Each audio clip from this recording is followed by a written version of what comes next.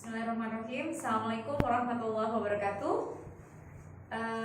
Sahabat embrio, ketemu lagi sama saya Deka. Hari ini kita akan coba bahas TO kimia di bulan Maret ya. TO yang pas soalnya itu bulan Maret atau TO ke-8. Baik, sebelum kita mulai, kita berdoa dulu. Kita berdoa mulai.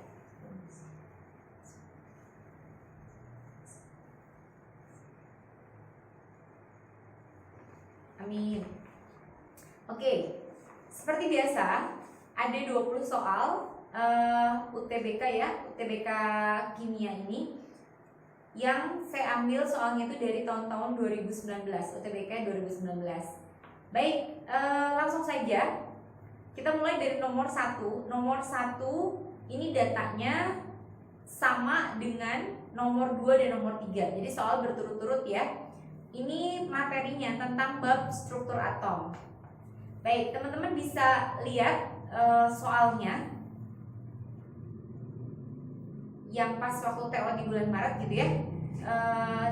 Jadi di situ ada data mengenai nomor atom, kemudian ada simbol unsur dan ada nomor masanya. Di sini yang kita gunakan adalah hanya nomor atomnya saja ya, nomor masanya tidak usah. Baik, saya akan coba gambarkan dulu. Di sini diketahui ada Z 4, 8, 9, 12, 20. Kemudian simbol unsurnya di sini ada M, L, Z, Q, dan X. Oke, pertanyaan yang pertama, pasangan atom yang dalam tabel periodik unsur terletak dalam satu golongan adalah yang mana? Oke, jadi yang pertama, pertanyaannya adalah yang memiliki golongan yang sama. Pertama-tama kita harus konfigurasikan elektronnya dulu ya. Konfigurasi elektron. Baik, coba kita lihat. Karena nomor atom unsurnya itu paling tingginya 20, berarti kita akan coba uraikan berdasarkan aturan kulit saja ya. 2, 8, 18, dan seterusnya.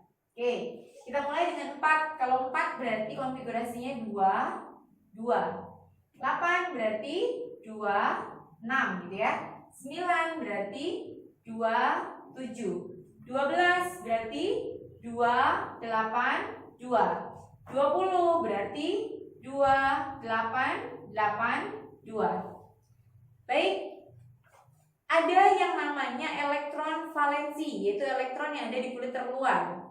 Berarti di sini elektron valensinya 2, 6, 7, 2, 2. Nah, sekarang kita bisa nyatakan untuk yang M, karena elektron valensinya 2, berarti semuanya dianggap golongan utama ya. Kenapa golongan utama? Karena nomor atomnya kurang maksimumnya 20 ya. Biasanya transisi itu mulainya ketika nomor atomnya itu lebih dari 20. Oke, jadi semuanya golongan utama. 2 berarti di sini golongan 2A. Periodenya ini periode pertama, periode kedua. Berarti ada periode kedua ya, atau kulit kedua. Yang berikutnya adalah 6. 6A, kulit pertama, kulit kedua. Berarti periode kedua.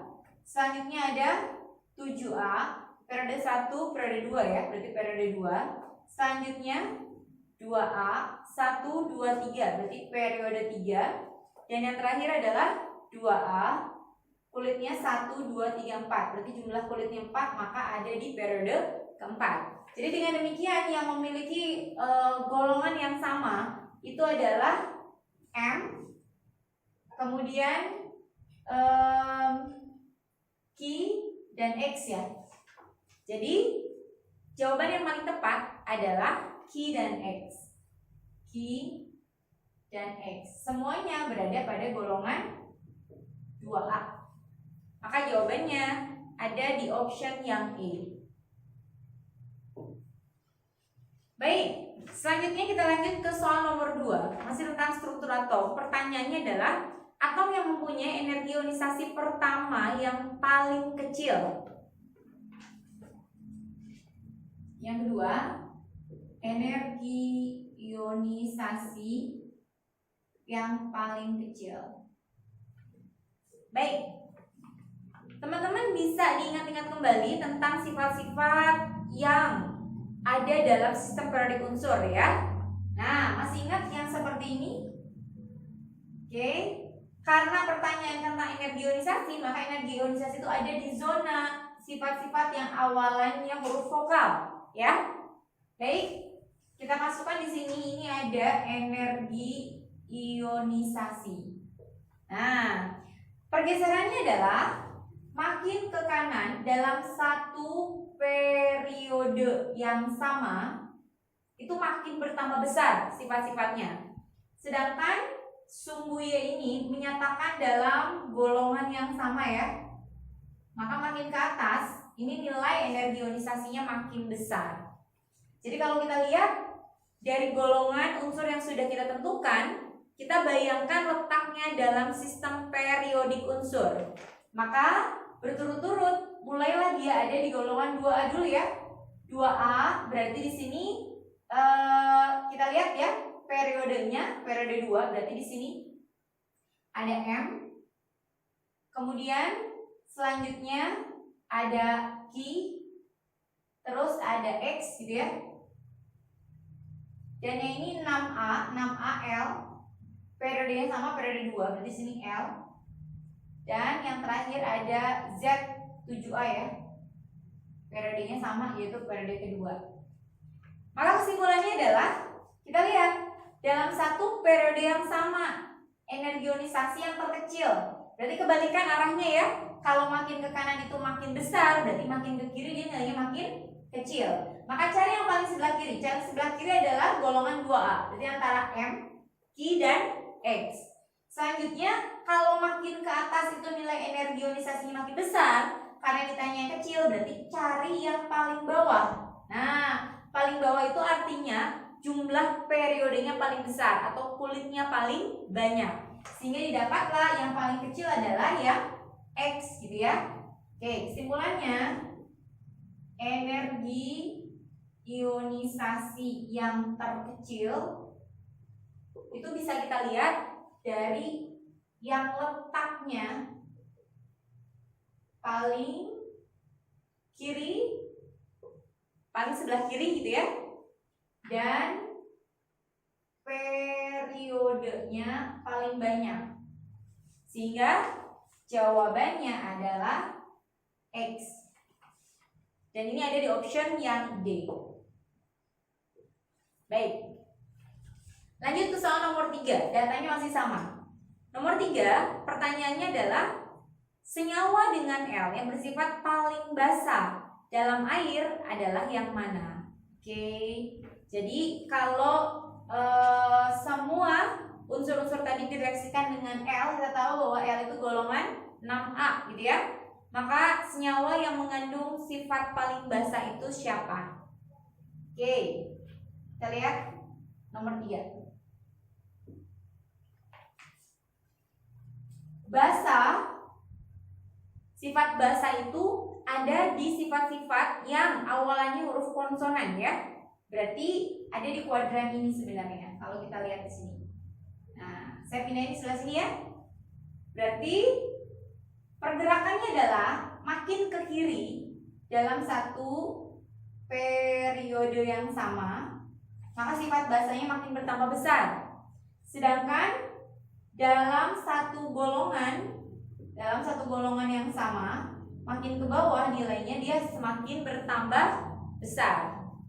Baik, jadi letak yang paling sebelah kiri itu siapa? Lagi ya, golongan 2A kan? Golongan 2A saya tulis seperti ini.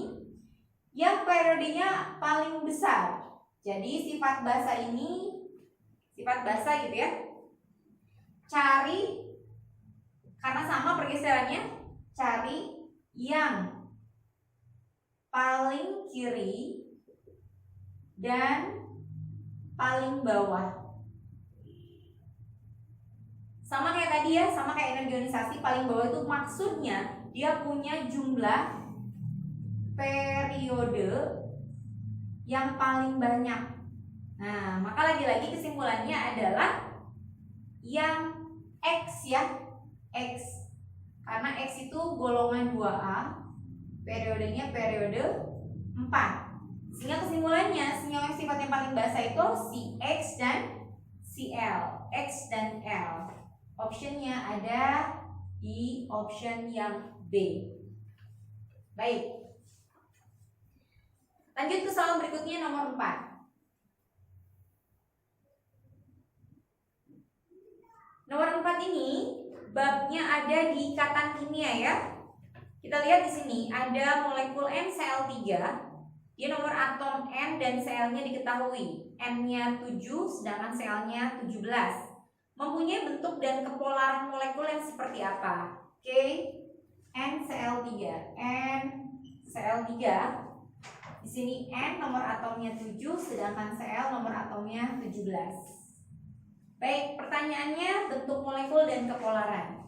Pertama-tama kita lihat dulu N 1 jumlahnya, Cl jumlahnya 3. Maka dari senyawa NCl3 kita harus tentukan siapa yang jadi atom pusat. Ingat, atom pusat itu diambil dari unsur yang memang jumlahnya paling sedikit ya.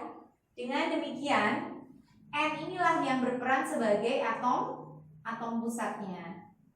Nah, N atom pusat, Cl itu yang diikat, senyawa yang diikatnya. Karena jumlah Cl-nya ada 3, maka banyaknya jumlah Cl yang diikat oleh N itu sama dengan menyatakan jumlah pasangan elektron ikat ya. Pasangan elektron ikat. Pasangan elektron ikatnya berarti ada 3. Nah, sekarang kita harus menentukan berapa jumlah pasangan elektron bebasnya. Pasangan elektron bebas itu didapat dari jumlah elektron valensi dari atom pusat dikurangi dengan banyaknya jumlah pasangan elektron ikatan, kemudian dibagi 2. Pertama-tama kita konfigurasikan dulu ya. N7 berarti konfigurasinya 2, sisanya 5. Cl 17 berarti 2, 8, 7. Baik, elektron valensi N 5, elektron valensi Cl 7. Nah, sekarang kita masukkan ya jumlah PeB-nya. Elektron valensi atom pusat. N yang jadi atom pusat, elektron valensinya ada 5. Berarti 5 dikurangi PI. PI-nya ada 3. Kita masukkan 3, kemudian dibagi 2. 5 kurang 3, 2. 2 bagi 2, maka jumlah PeB-nya ada 1. Maka kesimpulannya, karena PeB-nya 1 dan PI-nya 3, notasi Fispernya kita simpulkan A itu jumlah simbol dari atom pusat, X itu PI-nya ada 3 berarti X-nya kita nyatakan 3, PB-nya ada 1 sehingga di sini E-nya ada 1, AX3E. Dan kita tahu AX3E itu senyawa yang memiliki bentuk molekul piramida segitiga atau trigonal piramida ya, sama saja. Oke, kemudian bagaimana dengan sifatnya? Karena senyawa tadi punya pasangan elektron bebas, maka dia bersifat polar. Ingat ya tentang polaritas ya. Kalau atom pusatnya punya pasangan elektron bebas, berarti dia polar. Sebaliknya, kalau atom pusatnya tidak punya pasangan elektron bebas, berarti dia non polar. Oke, jadi jawaban yang paling tepat adalah optionnya yang B. Polar dan bentuk molekulnya piramida segitiga. Oke. Oke, kita lanjut ke soal nomor 5 ya.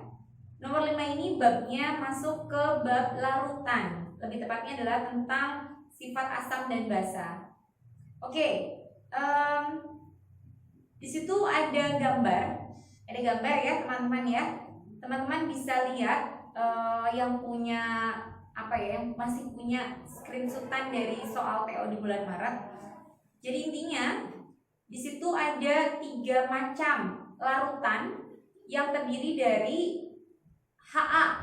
HA itu sifatnya asam gitu ya, asam lemah. Sedangkan OH- basanya itu sifatnya basa kuat. Setiap butirnya itu konsentrasinya dianggap sebanyak 0,1 milimol. Jadi mau asam mau basa, setiap butirnya itu konsentrasinya 0,1 milimol.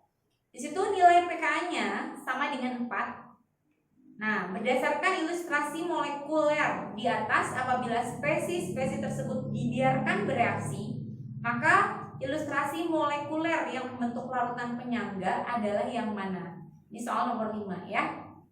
Oke. Nomor 5 berarti pertanyaannya ditanya mana larutan yang membentuk larutan buffer atau larutan penyangga. Oke. Pertama-tama kita harus mengerti dulu ya definisi dari buffer itu apa. Buffer itu adalah larutan yang terbentuk dari asam lemah ditambah dengan basa kuat ya. Tapi ada syaratnya. Syaratnya apa? Syaratnya harus bersisa di asam lemah. Jadi konsentrasi asam lemahnya harus lebih banyak dibandingkan dengan basa kuat. Maka di sini akan terbentuklah yang namanya buffer atau penyangga yang dia sifatnya buffer asam. Karena sisanya di asam lemah. Sebaliknya ada juga buffer basa. Buffer basa itu ketika larutan yang terbentuk dari basa lemah dengan asam kuat gitu ya. Dan sisanya itu ada di basa lemah. Jadi basa lemahnya yang harus bersisa gitu ya. Ini akan membentuk larutan buffer basa. Nah, di sini karena diketahuinya asam lemah dengan basa kuat, maka kemungkinan buffer yang bisa terbentuk itu adalah buffer asam. Yang ini ya patokannya ya untuk menjawab soal nomor 5. Nah, saya nggak akan gambarkan lagi, tapi langsung saja kita bikin kesimpulan ya. Jadi lihat gambar. Berdasarkan gambar, kita bikin ilustrasinya. Di situ ada larutan A. Larutan A itu kalau kita lihat komposisi konsentrasi OH-nya yang merupakan basa kuat, di situ jumlahnya ada 6 butirannya. Berarti 6 dikali konsentrasinya itu 0,1 ya, milimol. Maka didapatkan 0,6 milimol. Oke, lanjut konsentrasi HA-nya. HA-nya itu sifatnya asam lemah ya. Di situ dari gambar yang pertama jumlah HA-nya itu ada 6 juga. Ada 6 juga ya. Setiap butirnya itu 0,1 milimol. Maka konsentrasinya 0,6 milimol. Ini gambar di tabel yang A. Lanjut yang B. Yang B di situ konsentrasi OH-nya untuk B itu nilainya ada 8. 8 dikali 0,1 ya. Maka dapatnya 0,8 milimol. Sedangkan konsentrasi dari HA-nya di situ butirannya ada 5 butir. Ada 5 butir. Sehingga 5 dikali 0,1 dapatnya 0,5 milimol. Baik. Dan yang C di situ untuk konsentrasi OH-nya yang merupakan basa kuat itu ada jumlahnya 10 butir ya. Jadi 10 dikali 0,1. Oh maaf, saya ralat. Jumlahnya ada 3. Berarti 0,3 milimol. Sedangkan yang HA-nya asam lemahnya itu jumlahnya ada 10 ya. Ada 10 dikali 0,1 berarti 1 milimol. Nah, berdasarkan komposisi seperti ini, kalau pertanyaannya yang nomor 4 ya, yang nomor 4 sini. Nomor 4 pertanyaannya mana yang membentuk larutan penyangga, larutan buffer? Maaf ini nomor 5 ya, maaf. Nomor 5, mana yang membentuk larutan buffer? Maka tadi harus bersisa di asam lemah. Jadi mana nih kira-kira konsentrasi asam lemahnya yang paling besar? asam lemah yang paling besar berarti jawabannya ini ya. Nah, ini konsentrasi asam lemahnya berlebih. Jadi pasti akan bersisa di asam lemah. Maka inilah yang nanti akan membentuk larutan penyangga atau buffer yang sifatnya asam. Jadi jawabannya C saja ya. Jawabannya C saja. C berarti optionnya adalah yang C. Untuk soal nomor 5. Baik, lanjut ya. Nomor 6 itu pertanyaannya adalah berapa nilai pH dari larutan buffernya. Karena tadi larutan buffernya itu buffer asam, rumusnya adalah H+ sama dengan Ka dikali konsentrasi asam lemah per garamnya. Ingat, data yang diketahui itu adalah konsentrasi OH-nya, basa kuat, bukan konsentrasi garamnya. Jadi supaya gampang, kita masukkan reaksi seperti ini. Asam lemah direaksikan dengan OH-, hasilnya menjadi ion garam dan H2O, air. Kita masukkan ya, data dari sini kita masukkan. H nilainya di situ sebanyak 1 milimol. 1, OH-nya 0,3. Baik, maka karena valensinya sama, maka yang paling kecil turunlah dia 0,3 ya. Kalau valensinya sama berarti koefisiennya sama, 0,3 ini 0,3. Baik, berarti OH-nya habis, asam lemahnya berarti 1 dikurangi 0,3, maka dapatlah 0,7 satuannya milimol gitu ya. Nah, garamnya langsung ya, karena produk di awal tidak ada, dia langsung terbentuk sebanyak 0,3 satuannya milimol. Oke, sehingga dari datanya ini kita bisa masukkan ke rumus yang di atas ya. Oke, kita balikin lagi. K-nya nilainya 10 pangkat negatif 4. Asam lemahnya berarti ini ya, 0,7 per garamnya yang ini 0,3. Oke, kita sederhanakan, coret-coret, berarti nanti akan didapat 7/3 dikali 10 pangkat negatif 4. Ini konsentrasi dari H+-nya. Maka, kita kesini ya, berarti nilai pH-nya akan didapat dari min log konsentrasi H+. Min log H+-nya adalah 7/3 kali 10 pangkat negatif 4, atau 4 min log 7/3 ya. Oke, 7/3 itu nilainya sama dengan 2,3 ya. Jadi nilai pH-nya terukur sama dengan 4 min log 2,3. Baik, jawabannya ada di option yang E. Oke, lanjut ke soal nomor 7 ya. Nomor 7 ceritanya ada 4 macam reaksi. Kemudian pertanyaannya, mana logam yang paling mudah mengalami reduksi atau paling mudah tereduksi. Baik, reduksi ya, suatu reaksi reduksi itu biasanya cirinya adalah untuk logam yang memiliki nilai potensial reduksi yang lebih besar gitu ya. Atau biasanya kalau potensial reduksinya paling besar, maka dia letaknya ada di sebelah kanan. Jadi letaknya di sebelah kanan gitu ya. Jadi makin ke arah kanan, maka nilai potensial reduksi makin besar, maka kemampuan reduksi juga makin gede. Mengalami reduksinya makin besar. Oke, nah sekarang coba kita lihat dari reaksi yang pertama. H2 direaksikan dengan Cu+, hasilnya menjadi 2H+ ditambah Cu. Ingat teman-teman, ketika ada reaksi dan reaksinya berlangsung, maka untuk unsur itu pasti letaknya ada di sebelah kiri dari ionnya, atau yang mengalami reaksi oksidasi letaknya lebih di sebelah kiri dibandingkan dengan yang mengalami reduksi. Lihat baik-baik, hidrogen ini unsur ya, unsur, sedangkan Cu-nya ion. Maka ketika reaksinya berlangsung, yang unsur itu pasti letaknya ada di sebelah kiri, ionnya letaknya ada di sebelah kanan.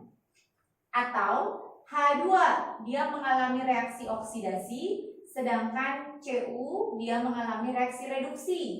Maka oksidasi itu letaknya lebih di sebelah kiri dibandingkan dengan reduksi. Sehingga urutannya kalau kita bisa berurutan gitu ya, H2 dengan Cu, maka H dulu baru Cu atau hidrogen terletak di sebelah kiri Cu.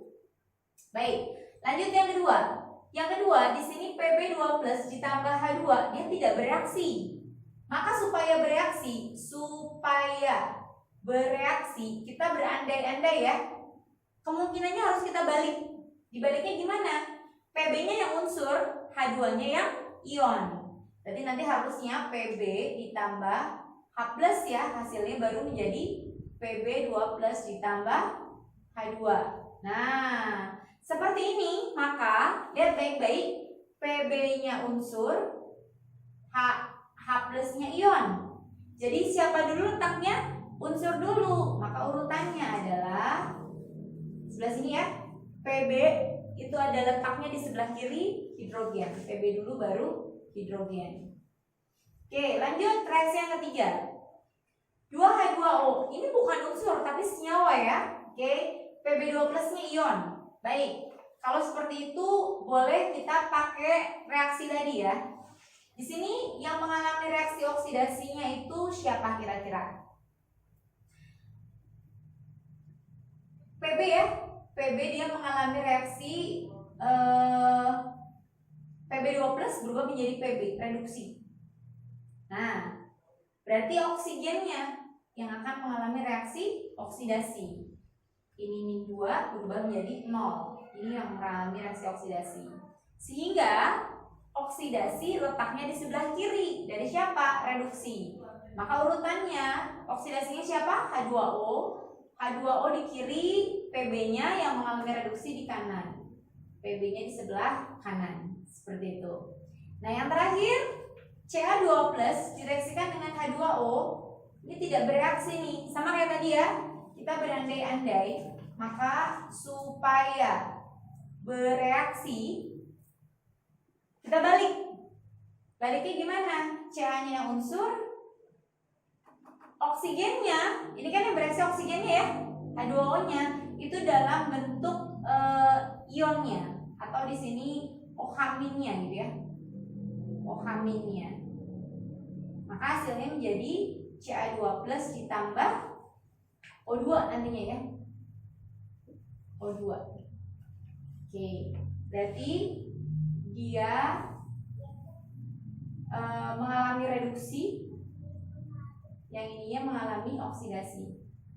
Oke, sehingga hasilnya adalah Ca dulu, baru H2O. Nah, maka kalau kita coba urutkan gitu ya, kita lihat baik-baik. Kalau kita coba simpulkan dari data 4 reaksi tadi, maka kita coba urutkan ini siapa yang letaknya paling sebelah kiri. H ada di sebelah kiri Cu. Misalkan kita taruh H di sini ya. H itu di sebelah kiri Cu. Selanjutnya Pb di sebelah kiri hidrogen. Pb di sebelah kiri hidrogen. Berarti di sini ya. Sebelah kiri ada Pb. Pb di sebelah kiri hidrogen. Selanjutnya yang ketiga H2O itu letaknya di sebelah kiri Pb. Nah, berarti di sini H2O, selanjutnya Pb. Setelahnya Ca letaknya di sebelah kiri H2O, gitu ya. Baik, berarti saya pindahin ini Ca, H2O, ini Pb. Ini H, ini Cu. Seperti itu. Oke, coba kita cek lagi. H di sebelah kiri Cu, H sebelah kiri Cu. Pb di sebelah kiri H, Pb di sebelah kiri H. H2O di sebelah kiri Pb, H2O sebelah kiri Pb. Ca di sebelah kiri H2O, Ca di sebelah kiri H2O. Maka kesimpulannya apa? Makin ke kanan, ini potensialnya makin besar, maka kecenderungannya dia akan mengalami reaksi reduksi di mana? Di katoda.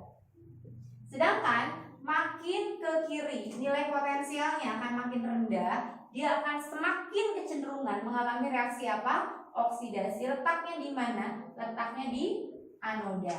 Oke, kembali ke pertanyaan. Pertanyaannya adalah logam yang paling mudah tereduksi. Maka jawabannya adalah yang paling di sebelah kanan. Maka jawabannya Cu. Baik, urutannya di sini urutannya ya. paling kiri. Urutkan dari kanan ke sebelah kiri ya.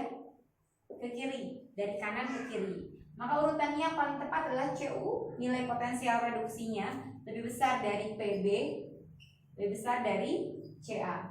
CU lebih besar dari PB, lebih besar dari CA. Jadi jawabannya yang D. Oke. Baik, kita lanjut ke soal nomor 8 ya. Nomor 8 itu tentang hukum gas ideal. Jadi teman-teman ceritanya di sini ada grafik. Grafik ini menyatakan hubungan antara sumbu X-nya itu volume suatu gas, sedangkan sumbu Y-nya menyatakan tekanan, ya. Nah, pertanyaannya, jadi ceritanya suhunya ada 4 macam suhu yang diukur pada keadaan suhu yang berbeda-beda, T1, T2, T3 dan T4. Pengukuran tekanan simbolnya di sini P. Suatu gas ideal sebagai fungsi volume atau V pada temperatur tetap, pada temperatur tetap atau T dilakukan pada berbagai temperatur yang berbeda. Di sini ilustrasinya ada T1 sampai T4. Data yang didapat digambarkan dalam grafik di atas. Berdasarkan grafik tersebut dapat disimpulkan bahwa apa? Kecuali. Baik, jadi pertanyaannya adalah simpulan apa? Nanti cari yang salah ya, kecuali. Karena ada kata-kata kecuali, berarti cari yang salah, bukan cari yang benarnya. Baik. Teman-teman, di sini dia mengatakan, si soal mengatakan bahwa sudah jelas di situ gasnya berada dalam keadaan ideal. Maka kita pakai hukum kekekalan gas ideal, yaitu PV sama dengan N kali R kali T. Baik, karena di sini fungsi yang dibandingkan adalah fungsi T. T itu kan suhu ya. Nah, kemudian suhunya itu diukur pada P dan V, ya kan? P dan V, maka kita lihat PV sama T. Kalau kita lihat ya, berturut-turut dari atas itu nilainya T yang paling pertama, paling atas, grafik yang paling atas, itu nilainya pasti akan lebih besar dari T yang kedua, lebih besar lagi dari T yang ketiga, lebih besar lagi dari T yang keempat. Jadi berturut-turut ya, suhu dari yang ke atas lebih besar dibanding yang keempat. Maka mana yang salah? Yang salah itu berarti yang tidak tepat dari pernyataan ini ya. Oke, berarti jawaban yang salah itu adalah yang D. Yang D di sini mengatakan bahwa T4 lebih besar dari T1. Coba kita bandingkan. Ini T4, ini T1. Apakah betul T4 lebih besar dari T1? Jelas salah ya. T4 di sini harusnya lebih kecil dibandingkan dengan T1. Maka jawabannya adalah yang D. Oke, lanjut ya teman-teman, masuk ke soal bab larutan lagi. Ceritanya di sini ada data yang diambil berturut-turut untuk soal nomor 9, nomor 10 dan nomor 11. Saya bacakan dulu ya. Jadi diketahui asam asetat C3COH merupakan asam lemah dengan nilai Ka-nya 10 pangkat negatif 5 sebanyak 200 ml. Larutan asam cuka 0,4 molar ditambahkan ke dalam 0,8 gram NaOH yang MR-nya 40.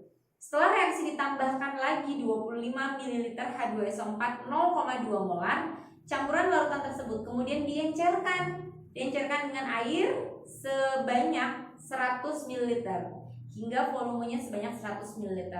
Baik, pertanyaannya adalah yang pertama nomor 9. pH larutan asam cuka sebelum ditambahkan NaOH. Oke. Jadi nomor 9, pH dari asam cuka. Asam cuka kita tahu karena dia memiliki nilai Ka, maka asamnya bersifat asam lemah. Sehingga rumus yang kita gunakan asam lemahnya H+ sama dengan akar Ka dikali dengan Ma. Nah, sekarang kita masukkan di sini Ka-nya nilainya itu adalah 10 pangkat negatif 5. Ma-nya di situ 0,4 molar ya. 0,4 molar. Baik, sehingga akan kita peroleh hasilnya 4 kali 10 pangkat negatif 6 ya. Oke. dalam bentuk akar, sehingga akarnya dihilangkan, maka dapatlah 2 kali 10 pangkat negatif 3. Maka nilai pH-nya didapat dari min log konsentrasi H plus, min log 2 kali 10 pangkat min 3, pangkatnya maju ke depan, maka didapatlah 3 min log 2. Ini nilai pH-nya. 3 min log 2 ada di option yang A. Oke, lanjut ke soal nomor 10. Nomor 10, pertanyaannya, pH larutan setelah penambahan NaOH. Berarti sudah mulai ada reaksi antara asam cukanya dengan NaOH-nya. Oke, nomor 10 ya. Nomor 10 itu ditanya pH campuran. Karena asam cuka sudah ditambahkan dengan NaOH. Baik, reaksikan dulu ya. CH3 COH direaksikan dengan NaOH, maka hasilnya menjadi garam. Garamnya adalah CH3 CONa plus air ya, H2O. Ini valensi asam dan basanya 1, maka reaksinya sudah setara. Sampingnya kita bikin mula-mula reaksi sisa. Oke. Nah, sekarang kita masukkan dulu datanya. CH3COH di soal diketahui ada 200 ml 0,4 molar. Sedangkan NaOH-nya di situ ada sebanyak 0,8 gram. 0,8 gram dengan nilai MR-nya sebanyak 40. Baik. Langsung ya. Gram. Supaya jadi satuan mol, maka didapat dari gram per mr ya, 0,8 dibagi 40. Maka akan didapatlah 8 bagi 4 itu 20 ya, 0,2 per, berarti 2 kali 10 pangkat min 2. Satuannya mol. Oke. Nah, sekarang sebelahnya 200 dikali 0,4. 200 dikali 0,4 80 kan? 80 satuannya milimol. Milimol dirubah menjadi menjadi mol. Berarti 80 dibagi 1000, maka didapatlah 0, atau 8 ya. 80 milimol atau 8 kali 10 pangkat min 2 mol. 80 dibagi 1000 berarti 0,08. Baik, maka nilai yang kita bandingkan adalah ini dan ini. Oke, karena valensinya sama-sama 1 ya, berarti yang paling kecil adalah NaOH. Nilainya berapa? 2 kali 10 pangkat min 2. Ini juga 2 kali 10 pangkat min 2 ya. Oke, berarti di sini habis ya kan? Yang ini 8 kurang 2 6 ya, berarti 6 kali 10 pangkat min 2, satuannya mol. Garamnya produk dia di awal tidak terbentuk, di sini 2 kali 10 pangkat min 2, maka turunlah dia 2 kali 10 pangkat min 2 mol. Atau kita rubah ya menjadi milimol lagi. Kalau menjadi milimol itu 60 satuannya milimol, yang ini 20 satuannya milimol. Baik, lihat baik-baik, ternyata dia bersisa di mana? Di CH3COH ya, sisanya di asam lemah. Kalau sisa di asam lemah, berarti gunakanlah rumus apa nih? Ya, rumus buffer. Buffernya yaitu buffer asam. Rumusnya gimana? Rumusnya H plus didapat dari Ka, kali konsentrasi asam lemah per konsentrasi garamnya. Kita masukkan ya. Ka di soalnya nilainya 10 pangkat min 5. 10 pangkat min 5. Asam lemahnya ini ya, 60. Satuannya sudah sama, kita bikin milimol aja, per garamnya adalah 20. Satuannya milimol. Ini coret-coret dapatkan 3 ya. Maka didapatlah 3 kali 10 pangkat min 5. Berarti kalau kita mau mencari nilai pH, pH-nya didapat dari 5 min log 3. Baik, itu ada di option yang B. Oke, jawabannya ada di yang B. Nomor 10 ya. Nah, sekarang lanjut ke soal nomor 11. Nomor 11, pertanyaannya, pH larutan setelah penambahan H2SO4 dan pengenceran. Apa nih? Jadi kita pada saat mencampurkan itu terbentuk larutan penyangga kan ya? Terus tiba-tiba ditambahkanlah H2SO4. Terus diencerkan pula. Kira-kira apa yang terjadi dan bagaimana mencari nilai pH-nya? Oke. Kalau kita lihat, berarti dari soal nomor 10, ini sisanya ada 2 ya. Sisanya antara asam lemah dengan garamnya. Jadi sisanya itu ada di asam lemah dan garamnya. Kemudian tiba-tiba ada penambahan dari si asam sulfat ya, H2SO4. Kita tahu bahwa H2SO4 itu senyawa yang bersifat asam. Asamnya itu asam kuat. Oke, teman-teman, dari sini kita coba mulai berlogika, berpikir ya. Kira-kira ketika suatu larutan buffer ditambahkan dengan larutan asam, kira-kira dia akan bereaksi dengan siapa? Apakah bereaksi dengan asam? Jelas tidak, karena asam sifatnya sama dengan asam, jadi nggak akan bisa bereaksi. Kemungkinannya yang bisa bereaksi adalah si garamnya. Betul, karena di dalam garam itu ada ion basa ya. Nanti ion basanya itu yang akan bereaksi dengan si asamnya. Jadi perlu kita tulis lagi reaksinya. Kemungkinannya H2SO4 itu akan bereaksi dengan garamnya. Oke. Bagaimana reaksinya? Garamnya. Siapa garamnya? CH3CONA. Kita reaksikan sekarang dengan siapa? Dengan asam kuatnya yang ditambahkan ya, H2SO4. Nah, bagaimana nih? Ini reaksi pertukaran ion kan? Oke. Kalau teman-teman bingung boleh diionkan dulu. CH3COH, CONA terion jadi CH3COmin, CH3COmin dengan Na+. Seperti itu kan? H2SO4 terion menjadi 2H+ dengan SO4 2-. Maka yang negatif akan bereaksi dengan yang positif, yang positif akan diserang oleh yang negatif. Ini ya. Nah, sehingga hasilnya jadi seperti apa? Hasilnya berubahlah dia jadi CH3COH, balik lagi ya, asam cuka plus garam yang baru Na2SO4. Oke, sudah setara belum? Belum, karena valensinya beda. Kita setarakan ya. Na-nya ada 2, di sini ada 1, berarti ini kali 2. CH3COO-nya di sini 2 kali, kita kalikan 2. Hidrogennya 2 di sini 2. Sudah pas ya? Maka koefisiennya 2, 1, 2, 1. Nah, kita kembali bikin mula-mula keadaannya reaksi sisa. Nah, lihat baik-baik. Mula-mula CH3CONA kita ambil dari data reaksi nomor 10. Nomor 10 tersisalah terbentuk ya, bukan tersisa. Terbentuklah CH3CONA sebanyak berapa? 20 milimol. Ini kita masukkan ke sini. Berarti di sini ada 20 milimol. H2SO4-nya yang tadi dimasukkan, kita lihat di soal. H2SO4-nya ada 0,2 molar, volumenya 25 ml. 0,2 molar, 25 ml. Baik, kita kalikan ya, 0,2 dikali 25. Maka dapatnya berapa nih? 5 ya. 5 satuannya milimol. 25 kali 2 itu kan 50. 50 dikali 0,1, 5 milimol. Oke.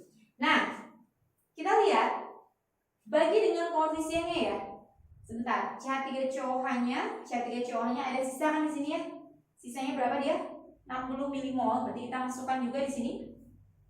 Mula-mulanya jadi sudah ada produknya 60 milimol. Garamnya belum ada. Nah, jadi 20 bagi 2 10, 5 dibagi 1 5. Tetap yang paling kecil adalah si asam sulfat ya. Berarti turunlah dia 5. Di sini 5. Oh enggak, ini 2 kali lipatnya, maaf. Berarti perbandingan koefisien ya 2 kalinya. 2/1 dikali banyaknya mol H2SO4-nya 5, maka turunlah di sini 10.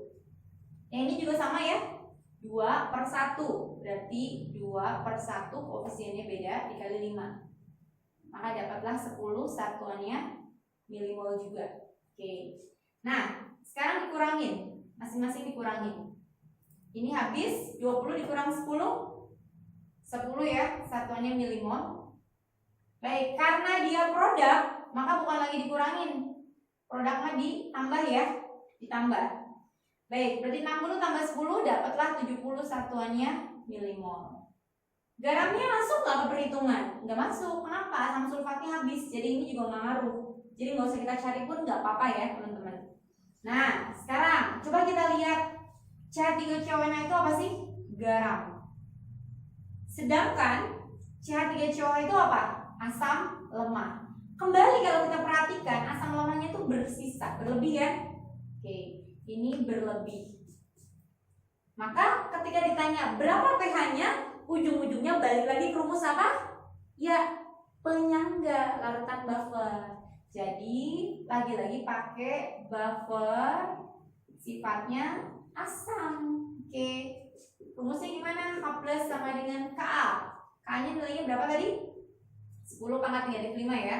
Konsentrasi asam lemah. Asam lemahnya ini 70 milimol dibagi konsentrasi garamnya. Garamnya berarti yang ini ya, 10 milimol. Coret, ya kan? Didapatlah 7 kali 10 pangkat negatif 5 ya. Pertanyaannya yang dicari pH-nya. Berapa pH-nya? Balikin 5 min log 7. Dan itu ada di jawaban yang C. Oke.